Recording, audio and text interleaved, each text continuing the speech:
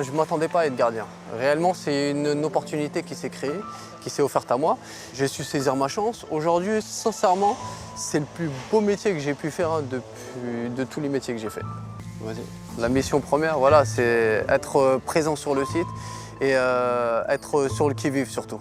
J'ai que chaque jour, c'est au minimum 2 imprévus. Je crois qu'on s'est choisi. 131, 132, 6 et 130. Le fait de travailler à 2, ça donne du peps en fait. Ça nous permet d'être beaucoup plus motivés. Il y a une lassitude qui s'installe à force. Que des problèmes. Et quand on est à 2 en fait pour gérer les problèmes, du coup on prend le problème différemment. J'ai voulu être gardien, je me suis dit, il faut que je me sente utile pour quelqu'un. Il faut être là pour les gens. Le fait de résoudre le problème pour eux et savoir qu'ils sourient, ils sont contents, c'est une victoire en fait. J'ai rien gagné, mais j'ai gagné quand même leur confiance et leur respect. On va dire, on mène plusieurs investigations, mais ça, le locataire ne le voit pas forcément. Tant que son problème persiste, pour eux, on ne fait rien. Alors que même si ça continue de couler, ça ne veut pas dire qu'il n'y a pas d'investigations qui sont en cours. Et ça, ils ne le comprennent pas forcément. Être gardien, en réalité, c'est vraiment être à l'écoute.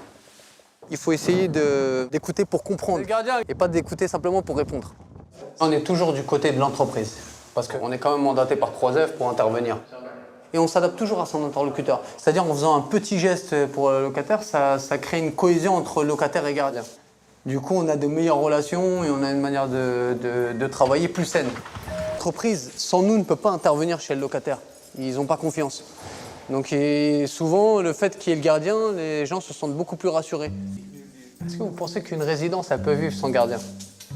Oh non. Oh non. Mais pourquoi? Mais pourquoi? Parce que ça dépend de nos jeunes. La jeunesse, ce que la jeunesse fait, c'est pas ce que vous faites. Parce que vous réfléchissez avant d'agir. Le matin, on est obligé de faire les halls chaque matin. Et le fait qu'on fasse ça, les gens se rendent compte.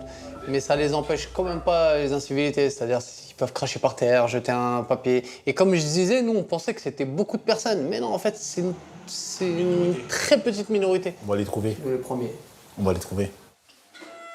On peut constater pas mal d'incivilités. Voilà. Ici, il y a l'aire de jeu pour les enfants. Et généralement, souvent, ils jettent des poubelles. Des fois, les enfants, ils sont en train de jouer. Des sacs de poubelles tombent par terre. Et là, on travaille justement avec Fabrice pour faire encore une sensibilisation, pour aller toucher le problème au cœur. Là, t'as vu, on a pas mal d'incivilités en fait sur le quartier. Ouais. Donc on pensait avec Fabrice à faire un petit pied d'immeuble, mais improvisé. Ouais, je suis d'accord avec toi. Après, si tu veux, tu as 2 outils qu'on peut utiliser. Des fois, dans les pieds d'immeuble, on touche pas forcément tout le monde. Moi, je me dis, si ça se réitère, après, je pense qu'il faudrait peut-être penser à vraiment une action, mais en parallèle. Par exemple, en faisant du jardinage, parce que là, tu vas pouvoir toucher les gens et du coup, en discuter justement sur la vie de la résidence. Une résidence sans gardien, je pense que c'est pas possible, parce que les locataires ont besoin d'une personne. Foued et Fabrice jouent un rôle vraiment très important. C'est-à-dire que déjà ils sont connus par les habitants, ils sont respectés. Ensuite c'est vraiment des interlocuteurs privilégiés parce qu'ils font aussi beaucoup de médiation. Non, sans gardien ça serait pas possible, la vie franchement de résidence ça serait pas possible.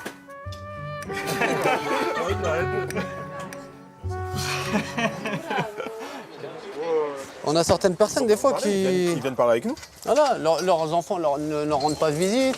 On a des fois des familles où c'est un petit peu compliqué tout simplement. Et le fait d'avoir le gardien à l'écoute, le gardien présent avec eux, ça les rassure.